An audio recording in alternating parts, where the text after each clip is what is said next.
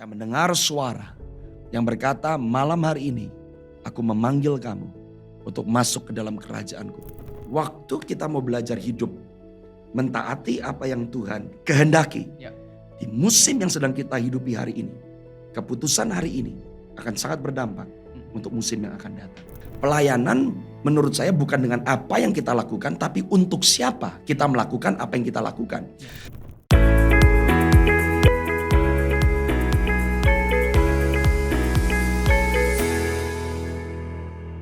Halo semuanya, welcome back to Gilgal Podcast bersama dengan aku Revi Halim, dan seperti biasa di dalam Gilgal Podcast hari ini kita mau belajar dari narasumber kita supaya kita bisa memiliki kehidupan rohani yang semakin baik dan juga menjadi berkat untuk lebih banyak orang. Dan hari ini narasumber kita adalah seorang yang luar biasa. Saya juga suka dengar khotbah-khotbah beliau di media sosial dan aku percaya kita semua akan diberkati. Mari kita sambut Pastor Michael Wijaya. Thank you for having me. Senang bisa ada di sini dan bisa mengambil bagian di Gilgal Podcast. Yes, dan aku lihat kan di medsos Pastor Michael kan juga suka khotbah dan punya pelayanan yang namanya Rolam Indonesia, betul, ya. Betul. Nah, mungkin ada beberapa di antara kita juga yang masih nggak tahu nih pelayanan Pastor Michael di Rolam Indonesia dan pelayanan lainnya itu seperti apa. Mungkin boleh ceritain sedikit nggak Pastor Michael? Boleh. Nah, sekali lagi nama saya Michael David Jeremiah Wijaya. Pelayanan yang saya pimpin di Indonesia namanya Rolam Indonesia. Rolam kepanjangan dari Rivers of Life Apostolic Ministries. Kenapa namanya Rolam? Karena namanya saya bawa sebagai warisan dari Bapak Rohani saya, dari Gembala saya, yang memberkati saya waktu Tuhan memindahkan saya kembali ke Indonesia. Saya kelahiran Indonesia dari kota Surabaya di tahun 1991. Tapi saya ada di Amerika 22 tahun. Sebelum akhirnya di tahun 2024 bulan Oktober tepatnya Tuhan bawa saya kembali ke Indonesia. Nah, jadi pelayanan saya yang menjadi panggilan saya adalah untuk memperlengkapi tubuh Kristus. Saat ini saya adalah seorang pengkhotbah. Mandat yang saya terima dari Tuhan adalah untuk menyuarakan pesan Tuhan yang sedang Tuhan sampaikan, khususnya untuk tubuh Kristus dan untuk apa yang Tuhan sedang mau kerjakan di hari-hari ke depan, menyongsong kedatangan Tuhan Yesus Kristus kembali untuk kali yang kedua. Saya banyak bermitra dengan gereja-gereja lokal, saya menyampaikan kebenaran firman Tuhan, pesan-pesan Tuhan, suara kebenaran, dan saya mengucap syukur untuk kesempatan yang Tuhan buka untuk bisa melayani dengan gereja-gereja lokal, hamba-hamba Tuhan dari lintas sinode, lintas denominasi di kota-kota yang berbeda-beda yang ada di Indonesia, maupun juga saya banyak menyampaikan pesan Tuhan, berkhotbah, mengajar juga di luar negeri. Jadi itu pelayanan saya. Pelayanan saya adalah untuk mendampingi dan memperlengkapi tubuh Kristus. Nah, tadi menarik juga ya Pastor Michael, kan ada cerita nih 22 tahun di Amerika. Iya. Berarti dulu lahir baru kenal Tuhan di sana juga ya? Betul. Saya waktu pindah di Amerika, orang tua saya ke Amerika di tahun 2002. Saya mengalami perjumpaan pribadi dengan Tuhan Yesus pada tanggal 28 Agustus 2003 di Fresno, California. Jadi di situ saya mengalami kelahiran baru. Saya berumur 12 tahun waktu itu. Meskipun saya terlahir di keluarga di mana mama saya adalah seorang percaya, papa saya juga orang percaya, tapi sempat mengalami kemurtatan. Jadi saya lahir di konteks keluarga yang mana orang tua saya membawa saya ke gereja. Jadi kalau saya dari kecil sebelum 2003 itu ya saya taunya saya orang Kristen gitu. Tapi saya belum mengalami perjumpaan dengan Tuhan Yesus sampai di tanggal 28 Agustus 2003, di situ saya mengalami kelahiran baru.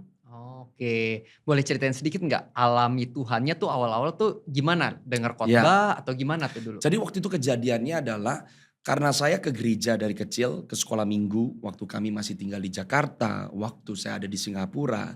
Jadi saya berasosiasi dengan agama Kristen.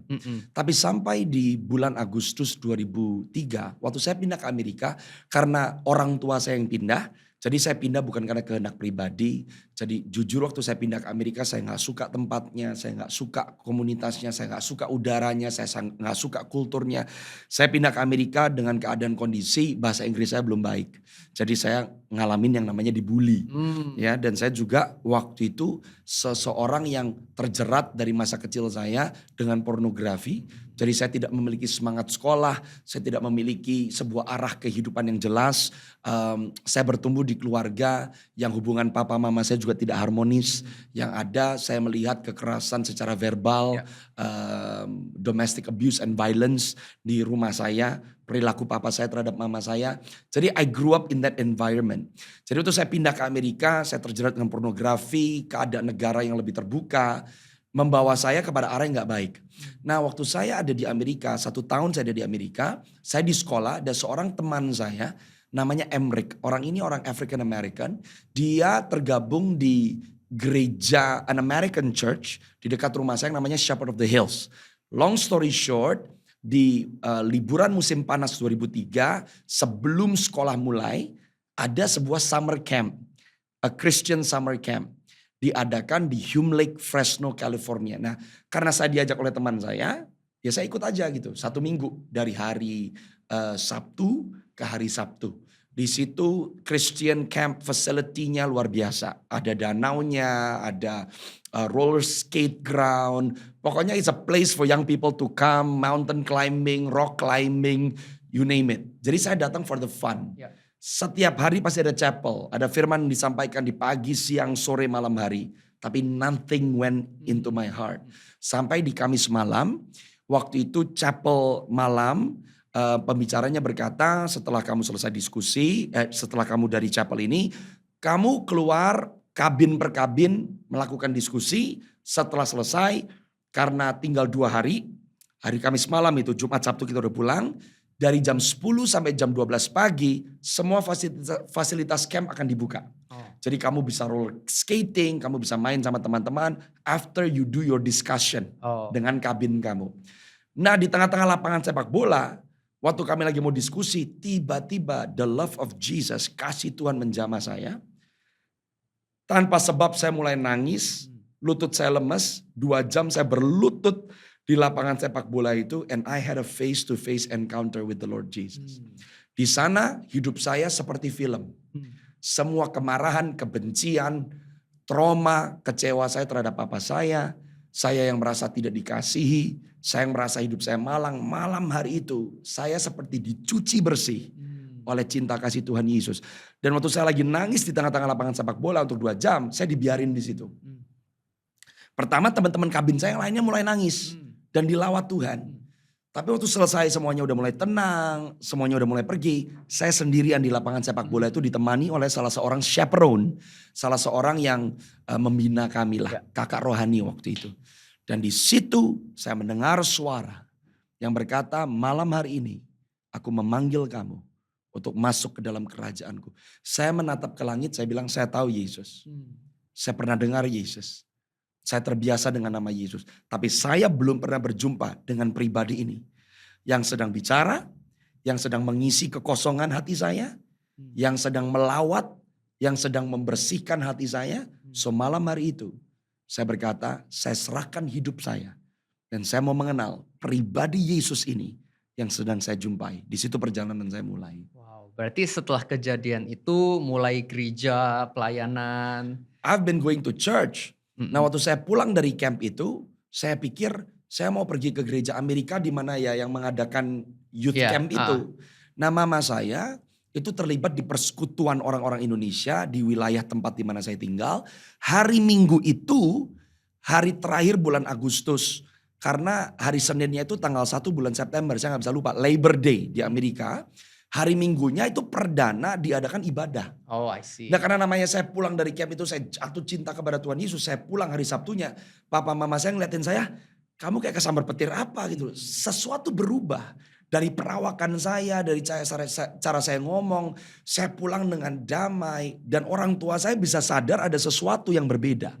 Nah hari Minggu itu mama saya mau ke gereja, saya bilang saya mau dibawa ke gereja orang Spanyol kayak mau dibawa ke gereja orang Rusia, saya gak peduli. I was so in love with Jesus, ke gereja mana aja saya mau datang. Hari itu saya nemenin mama saya ke gereja orang Indonesia itu. Oh, I see. Nah waktu saya masuk, saya lagi duduk, hanya menikmati pujian penyembahan. Dan tiba-tiba Tuhan bicara kepada saya, dan saya mulai kenali suara Tuhan waktu itu. kamu harus dibaptis sama orang yang lagi khotbah di depan ini. Ya Hmm. sudah, Hmm. saya ikutinnya, saya bilang, Ma, saya mau dibaptis. Ya. Dan saya mau dibaptis sama bapak yang lagi khotbah itu. Oh. Akhirnya Labor Day 2003, bulan September saya dibaptis. Ya. Dan semenjak itu menjadi gereja lokal saya. Hmm. Dan 4 minggu kemudian saya mulai melayani. Pelayanan saya pertama jadi usher, Ya. yang gulung-gulung kabel, angkat-angkat kursi. Di situ pelayanan saya mulai di dalam konteks gereja lokal. Setelah itu berarti Pastor Michael kuliah teologi atau kuliah bidang lain justru? Enggak, saya waktu mengalami kelahiran baru, saya umur 12 tahun, perpindahan dari kelas 6 SD ke SMP 1. Jadi setelah itu saya menyelesaikan SMP saya. Dari yang tadinya saya nggak punya motivasi sekolah, nilai saya mulai diperbaiki, saya mulai memiliki semangat hidup, saya belajar, saya mulai mengerti bahwa Tuhan mau kehidupan yang excellent. Saya dipercaya sebagai seorang murid, waktu itu saya masih di sekolah dan saya sekolah. Sampai akhirnya saya masuk ke high school, SMA kelas 1 sampai kelas 3. Saya terlibat di program California National Guard, California Cadet Corps waktu itu. Saya sempat menjadi battalion commander. Saya terlibat jadi di salah satu program National Guard. Waktu di high school, meskipun saya bukan orang yang akademis, tapi sekolah saya makin lama nilai-nilai saya semakin baik. Dan saya akhirnya waktu sekolah pun saya ada di OSIS. I was Student Body Vice President waktu saya lulus.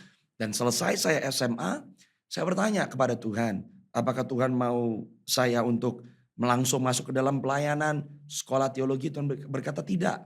Akhirnya setelah saya lulus SMA, saya masuk ke culinary arts. Oh, I see. Saya nggak suka masak, saya nggak bisa masak. Tapi Tuhan minta, you go into culinary school. Long story short, saya berkata saya orang Chinese dari Surabaya. Indonesia Chinese gitu ya. Dan pada saat itu culinary arts belum terlalu populer lah. Dan kayaknya untuk anak laki-laki, Chinese toto gitu, masuk ke dapur itu jarang. Tapi Tuhan bicara kepada papa saya. Setelah saya lahir baru, orang tua saya mulai dipulihkan. Hubungan saya dengan orang tua saya mulai dipulihkan. Tuhan mulai lawat keluarga saya. Akhirnya cerita panjang dari pendek, saya masuk ke culinary arts. Setelah saya lulus, saya sempat bekerja di Kementerian Perdagangan Republik Indonesia. Yang waktu itu punya kantor di KJRI Los Angeles. Saya pernah ada di dalam dunia usaha. Sampai di tahun 2018, bulan September. Di situ Tuhan baru berkata, ini waktunya kamu masuk ke dalam pelayanan sepenuh waktu. Jadi sejak saya lahir baru, sampai saya masuk ke dalam pelayanan sepenuh waktu, saya sudah melayani di dalam gereja lokal saya. Di tahun 2012, saya menjadi youth pastor. Ya, tapi belum di dalam pelayanan sepenuh waktu. Jadi saya masih punya pekerjaan di luar dari pelayanan saya. Tapi di tahun 2018 di bulan September, di situ saya masuk di dalam pelayanan sepenuh waktu. Berarti pas penuh waktu itu di gereja lokal Amerika berarti? Yang lucu adalah waktu saya masih tetap di gereja lokal saya tetap youth pastor di tahun 2018, saya sudah ke Indonesia. Pertama kali saya mendapatkan undangan berkhotbah di Indonesia itu di tahun 2017, di bulan April. Ceritanya juga lucu. Sebab waktu saya mendapat panggilan saya dari Tuhan di tahun 2014, satu hal yang Tuhan katakan, kamu tidak pernah boleh minta diundang. Saya bilang, saya ada di gereja kecil, YouTube aja gak punya, jemaat kurang dari 100. Saya bilang, bagaimana orang bisa tahu saya? Tapi di tahun 2016, saya lagi ke Jakarta 1 minggu, saya menghadiri pernikahan sepupu saya. Dan satu hari Minggu saya mau bertemu dengan seorang sahabat saya. Dan dia berkata, oke, sebelum kita ketemuan mau dinner ke gereja dulu yuk. Karena dia ibadah jam 4 sore.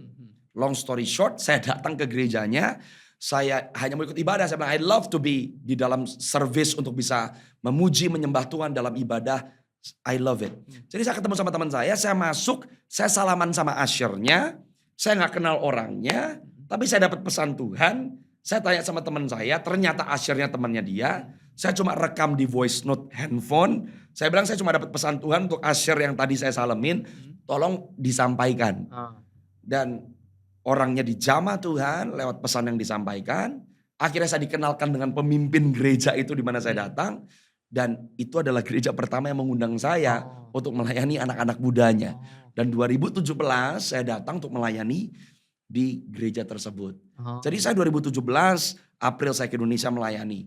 Desember 2017 saya datang lagi ke Indonesia melayani. Mhm. 2018 April saya datang lagi melayani juga di retreat gereja tersebut. Mhm. Sampai akhirnya September 2018, waktu Tuhan katakan ini waktunya kamu masuk di pelayanan sepenuh waktu, saya tinggalkan usaha saya waktu itu. Mhm. Desember 2018 saya kembali ke Indonesia.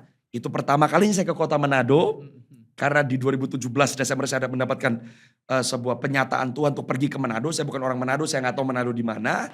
Dan 2018 Desember waktu saya ke Manado, waktu saya melayani di gereja yang saya nggak tahu, saya nggak kenal, saya hanya melangkah dengan iman karena Tuhan katakan melangkah ke Manado. Dan di Desember 2018 itu Tuhan lakukan sesuatu di Manado. Ada sesuatu yang Tuhan titipkan untuk saya sampaikan ke badan pengurus daerah di mana saya melayani. Pesan Tuhannya digenapi, itu sempat gempar di Manado. Jadi saya mulai melayani di Minahasa Utara, Minahasa Selatan. Saya mulai masuk ke desa-desa, ke Ya, ya. kampung-kampung, sampai ke Pulauan Talaut. Dan di situ pelayanan saya mulai makin lama makin aktif. Di tahun 2020 Tuhan pindahkan saya dari Los Angeles ke negara bagian North Carolina. Saya berjumpa dengan gembala saya, dengan bapak rohani saya, merintis sebuah gereja. Dan di gereja di North Carolina dari tahun 2020 sampai saya ke Indonesia di tahun 2024 bulan Oktober, saya adalah wakil gembala di gereja saya yang ada di North Carolina. Nah, kalau misalnya waktu itu kan dari kerja, bisnis, tapi habis itu merasa dipanggil Tuhan jadi ninggalin itu buat full pelayanan. Ada merasa tantangan atau sulitnya nggak pas awal-awal harus menggenapi itu? Kan anggapnya harus meninggalkan bisnis yang sudah dibangun ya. Ya. Itu apa? Tidak. Kenapa tidak? Karena dari saya mengalami kelahiran baru, saya sudah tahu bahwa saya dipanggil untuk melayani pekerjaan Tuhan. Ya. Jadi berkat buat tubuh Kristus dan khususnya menyampaikan pesan-pesan Tuhan. Dan bergerak di dalam pelayanan profetik untuk memperlengkapi tubuh Kristus. Saya sudah tahu dari saya lahir baru. Tapi itu baru Tuhan genapi hampir kurang lebih dari 2003 sampai 2018, berarti berapa tahun itu? 16 tahun kemudian. Right? Ya, 15 tahun kemudian. Itu baru Tuhan genapi. Jadi kenapa saya nggak kaget? Karena saya sudah tahu. Dan selama 15 tahun, 16 tahun yang saya nanti sampai pengenapannya, saya terus mempersiapkan diri. Dan di dalam musim-musim sebelum tahun 2018 tiba, saya sudah melayani Tuhan. Saya sudah membangun di dalam gereja Tuhan. Saya sudah terlibat di dalam gereja lokal. Dan saya percaya apa yang saya alami di tahun-tahun itu juga mengambil bagian di dalam persiapan saya menggenapi rencana Tuhan. Terus kan tadi Pastor Michael kan ada cerita di North Carolina kan sempat nih jadi wakil gembala ya bangun gereja. Tapi habis itu kan tadi Pastor Michael cerita nih seperti sekarang kan jadinya full time-nya pelayani itu sebagai pendeta tapi di Indonesia nih. Iya. Berarti kan meninggalkan apa yang dibangun di Amerika. Nah itu kenapa tuh bisa berpindah shift seperti itu? Karena panggilan. Jadi waktu saya bersama-sama dengan gembala saya, karena Tuhan belum menetapkan, saya belum dapat perintah dari Tuhan kembali ke Indonesia. Tapi yang ada Tuhan katakan pergi ke North Carolina bersama dengan Bapak rohanimu kepada seorang hamba Tuhan yang dimana saya bertemu dan bermitra dengan dia. Membangun, ya saya ikutin. Apapun yang Tuhan mau untuk saya kerjakan pada saat itu, saya ikuti. Dan saya ada di sana. Now, waktu saya setahun sekali ke Indonesia, makin ada gereja-gereja yang mengundang. Mungkin makin mereka ada yang dengar khotbah saya mulai diundang. Tapi tetap posisi saya kan di North Carolina. Jadi saya cuma pergi kembali pulang. Sampai di tahun 2023, di bulan Oktober 2023, waktu istri saya sedang di Jakarta karena melahirkan anak yang kedua. Kenapa nggak melahirkan di North Carolina? Karena anak pertama kami waktu itu baru umur 1,5 tahun dan dia butuh bantuan. Keluarga istri saya ada di Indonesia, ya kan, keluarga besar ada di Indonesia. Dan waktu itu saya harus pelayanan ke Vietnam, saya ada di Argentina, saya ada di Kolombia, saya ke Israel. Jadi istri saya nggak bisa melahirkan di North Carolina karena nggak ada yang tolong. Jadi akhirnya saya bilang, kamu ke Jakarta melahirkan di Indonesia, kamu ditolong sama keluarga. Di bulan Oktober 2023, waktu saya lagi di North Carolina sendirian di ruang tamu saya, tiba-tiba saya mendengar suara audible di sebelah kiri saya. Saya mendengar suara Tuhan audible, saya bisa hitung jari. Tiba-tiba di telinga kiri saya ada suara berkata, Kejadian 31 ayat 13. Saya nggak tahu isinya Kejadian 31 ayat 13 apa. I don't know. Saya buka Alkitab saya. Dan firman-Nya berkata seperti ini. Akulah Allah di Betel. Di mana kamu mengurapi sebuah tugu dan membuat perjanjian dengan aku. sekarang pergi dari tempat ini dan kembali ke negeri sanak saudaramu. Di situ saya tahu. Ya. God says, ini waktunya kamu kembali ke Indonesia. Ya. Dan saya mulai plan. Saya bicara kabar gembala saya. Tentu gembala saya juga pasti sedih. Ya kan? Tapi karena dia juga seseorang yang berdoa. Dia mendapatkan bahwa ini memang kehendak Tuhan. Dia berkati. Tadinya saya pikir oke, saya mungkin akan lebih banyak di Indonesia dari bulan Juni 2025. Saya akan kasih waktu. Cukuplah. Mungkin 1,5 tahun untuk mempersiapkan. Tapi gembala saya yang berkata, kamu harus sudah ada di Indonesia per Oktober 2024. Saya juga nggak tahu kenapa. Oke, jadi persiapan-persiapan mulai dilakukan. Dan ternyata beberapa bulan sebelum saya ke Indonesia, tiba-tiba khotbah-khotbah saya went viral. Jadi waktu Oktober 2024 tiba, waktu saya kembali ke Indonesia, itu seperti saya langsung tancap gas. Seperti pelari, itu pistol tanda larinya udah dibunyikan, and I just run. Jadi kalau saya lihat ke belakang, saya bisa ambil kredit apa? Nggak bisa. Semuanya Tuhan. Jadi yang saya cuma tahu adalah, waktu kita mau belajar hidup, mentaati apa yang Tuhan kehendaki. Di musim yang sedang kita hidupi hari ini, keputusan hari ini akan sangat berdampak untuk musim yang akan datang. Wow. And that's what I did. Nah, tadi menarik juga ya, Pastor Michael kan cerita bagaimana kan istri sebagai pendamping jadi harus anggapnya seringkali sendirian ketika Pastor Michael mungkin pelayanan ke kota lain, negara lain, bahkan ketika melahirkan kan harus jadi ke Indonesia sendiri gitu. Nah, ketika istri dari Pastor Michael nih, tahu Pastor Michael, wah keliling terus nih, jarang di rumah. Anggapannya di situ bagaimana dia bisa menerima, karena ini kan bukan sesuatu yang mudah ya sebenarnya ya. Ada dua, nomor satu karena perjanjian, yang nomor dua karena pengertian. Saya sering kali berkata, kalau ada orang yang bilang, yang mana yang lebih penting? Apakah keluarga, pelayanan, atau pekerjaan? Dan hari-hari ini, yes, karena kita melihat banyak contoh-contoh keluarga yang rusak karena pekerjaan dan pelayanan. Orang kan berkata keluarga yang nomor satu. Tapi yang saya mengerti tidak demikian. Yesus Kristus yang mengambil posisi yang nomor satu. Kita ditebus bukan oleh bos, bukan oleh orang tua, bukan oleh istri, bukan oleh anak. Kita ditebus oleh Tuhan Yesus Kristus. Sebetulnya seluruh hidup kita di dalam kantor, di dalam keluarga itu pun melayani. Melayani tidak bisa hanya dikotak-kotakan di dalam fungsi-fungsi tertentu. Melayani adalah gaya hidup. Sebagai seorang bapak, sebagai seorang anak, sebagai seorang pekerja, sebagai seorang bos. Kita semua melayani. Karena kita melakukannya untuk Tuhan. Pelayanan menurut saya bukan dengan apa yang kita lakukan, tapi untuk siapa kita melakukan apa yang kita lakukan. Seseorang yang punya usaha tapi dia berkata, lewat usahaku aku mau jadi berkat. Uang yang aku hasilkan aku mau memberkati janda-janda, yatim piatu, fakir miskin. Orang itu melayani Tuhan lewat bisnisnya. Jadi waktu sebelum saya menikah dengan istri saya sudah tahu bahwa panggilan Tuhan dalam hidup saya adalah untuk menjadi seorang pengkhotbah, pelayan Tuhan di dalam konteks rumah Tuhan, untuk mempersiapkan orang-orang secara spiritual. Karena perjanjian itu, maka istri saya tahu bahwa dia sedang menikah dan dia akan menikah dengan seseorang yang sudah mendedikasikan hidupnya untuk melayani Tuhan. Dan bagian dari pekerjaan pelayanan saya melibatkan traveling, melibatkan saya harus ada di tempat-tempat yang berbeda-beda. Oleh karena itu ada perjanjian dan ada pengertian. Jadi waktu saya mau menikah dengan istri saya pun, istri saya pilih dan dia pun memilih saya. Karena masing-masing membuat pernikahan kami sebagai salah satu bagian dari panggilan Tuhan atas hidup kami. Itu masalahnya, kalau kita jadikan pernikahan kita goal, kita kan sesuaikan yang lain untuk pernikahan ideal yang kita kehendaki. Tapi kalau goal kita adalah untuk menghidupi rencana Tuhan dalam hidup kita, tempat tinggal, pekerjaan, pernikahan, semuanya akan menyesuaikan dengan yang menjadi panggilan hidup kita. Jadi karena panggilan saya adalah untuk melakukan apa yang Tuhan minta sebagai seseorang yang menyuarakan kebenaran, memperlengkapi tubuh Kristus. Ternyata pindah negara, pindah tempat adalah salah satu bagian yang harus disesuaikan untuk meresponi panggilan itu. Tapi bukan berarti saya melakukan pekerjaan pelayanan saya, keluarga saya harus terlantar. Enggak. Saya tetap melakukan bagian saya sebagai seorang suami, sebagai seorang ayah, bagaimana membangun rumah tangga, membangun komunikasi, membangun hubungan, membangun keuangan, membangun kemesraan. Semuanya tetap punya porsi dan bagiannya. sesuai dengan kadar yang tepat. Hmm. Gitu. Di tengah pelayanan Pastor Michael yang udah berapa tahun ini, apa sih tantangan terberat yang Pastor Michael pernah rasain? Mungkin boleh cerita nggak Pastor Michael? Boleh, salah satunya yang kami alami, kami menikah 5 tahun di tahun 2026 adalah untuk keluar dari zona nyaman. Itu berat. Ya. Karena untuk melangkah maju ke depan, kita tetap sedang berjalan kepada sesuatu hal yang kita belum pernah lewati sebelumnya.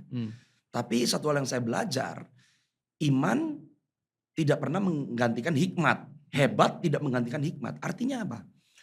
Orang yang berjalan dengan iman itu bukan orang nekat. Kalau nekat berarti inisiatif dari kita sendiri. Ya. Tapi iman itu berjalan dalam ketaatan. Untuk meresponi kehendak Tuhan, kita tetap nggak tahu. Ya. Yang harus kita lalui apa, nanti hasilnya seperti apa. Ya. Tapi waktu kita mau berjalan di dalam ketidakpastian dengan iman, kita melangkah karena terlebih dahulu didahului oleh firman. Makanya saya katakan tidak ada iman tanpa firman. Ya. Dan akhirnya waktu kita melangkah dan sampai di tujuan, kita gak bisa ambil kredit, Pastor. Kenapa? Karena yang mengerjakannya adalah dia yang berfirman. Ya. Dia yang berfirman, dia yang sama yang menggenapi firmannya. Jadi saya percaya bahwa untuk orang bisa berjalan dengan iman, yang dibutuhkan bukan inisiatif. Ya. Tapi yang dibutuhkan adalah instruksi. Dan bagaimana kita meresponi instruksi. Ya. Akan membawa kita sampai kepada tujuan. Jadi salah satu yang sulit apa? Keluar dari zona nyaman. Lah kita manusia udah terbiasa dengan sesuatu. Disuruh pindah. Ya. Disuruh melakukan sesuatu yang baru. Disuruh memulai sesuatu yang baru. Ya. Kan itu keluar dari zona nyaman. Betul. Waduh udah nyaman nih di satu tempat. Kita mau pergi nanti di sana penyediaannya seperti apa. Ketemu orang-orang yang seperti apa. Ya. Kalau ditolak seperti apa. Jadi yang sulit aja waktu kita harus keluar dari zona nyaman. Ya. Dan saya tahu ke depan akan ada zona-zona nyaman yang juga Tuhan minta untuk kita keluar daripadanya. Tapi yang memberikan saya kekuatan adalah kalau Tuhan pernah menyertai saya, dia tidak gagal membuktikan siapa dirinya. Maka dia juga akan terus membuktikan siapa dirinya. Jadi saya percaya iman itu bukan kita membuktikan diri kita, kemampuan kita, ketaatan kita kepada Tuhan. Tapi waktu kita mau berjalan dengan iman karena ketaatan, sebetulnya Tuhan yang sedang mau membuktikan dirinya kepada kita. Jadi dari zona nyaman kita pindah ke zona iman ya. That's it. Luar biasa sekali. Aku belajar banyak banget dari Pastor Michael. Praise God. Sebenarnya pengen lanjut lagi tapi karena keterbatasan waktu mungkin saatnya kita mungkin sebelum tutup boleh nggak minta satu pesan terakhir dari Pastor Michael untuk para orang-orang yang mengikuti acara kita hari ini. Yes. Yang saya mau sampaikan adalah Alkitab menyebut kita orang-orang beriman. Tapi orang beriman tuh bukan nekat. Dan bukan berarti iman tuh semuanya bisa dimengerti secara logika. Yang menulis iman kita itu Yesus Kristus. Yang menyelesaikannya Alkitab katakan juga Tuhan Yesus Kristus. Oleh sebab itu ingat hari ini saudara-saudaraku. Iman dan ketaatan harus selalu berjalan bersama-sama. Saudara belum tahu ke depan ada apa? Dimulai dengan taati terlebih dahulu yang sudah saudara ketahui. Waktu saudara fokus dengan apa yang sudah ada di tangan saudara, maka Tuhan akan memberikan, menyingkapkan yang belum ada. Ketaatanmu hari ini menentukan hari esokmu. Jangan putus asa, jangan hilang semangat, taat dan terus berjalan. Karena dia yang ada di hari ini saudara, juga Tuhan yang sama yang sudah ada di hari esok saudara. Itu aja. Amin. Jadi maka itu teman-teman semuanya mungkin kalian semua memiliki panggilan dari Tuhan yang berbeda-beda. Terkadang menantang dan rasanya sulit, tapi selalu ingat Tuhan yang memanggilmu, Tuhan juga yang akan berikan kemampuan untuk menyelesaikannya. Jadi tetap percaya bahwa Tuhan sayang sama setiap dari kita dan ada masa depan yang terbaik dan the best Amen. dari Tuhan bagi kehidupan kamu. Amin. Dan buat teman-teman semuanya yang belum subscribe ke channel kita, jangan lupa untuk klik tombol subscribe, bunyikan loncengnya juga. Supaya nanti ketika kita ada konten-konten baru yang tentunya memberkati, teman-teman juga bisa mengetahuinya, mengikutinya, dan diberkati olehnya. Dan juga jangan lupa share ke teman dan keluarga, karena siapa tahu mereka nonton konten ini dan juga akan diberkati olehnya. Itu aja untuk kali ini, sampai jumpa di sesi-sesi yang berikutnya. God bless you. Kamu terima Yesus tidak berubah menjadi orang yang tidak bisa berdosa. Pertama dialami oleh orang yang mengalami kelahiran baru adalah hubunganmu yang terputus dari Tuhan bisa tersambung kembali. Bahwa Roh Kudus yang ada di dalam kita menyelaraskan kita dengan sang kebenaran.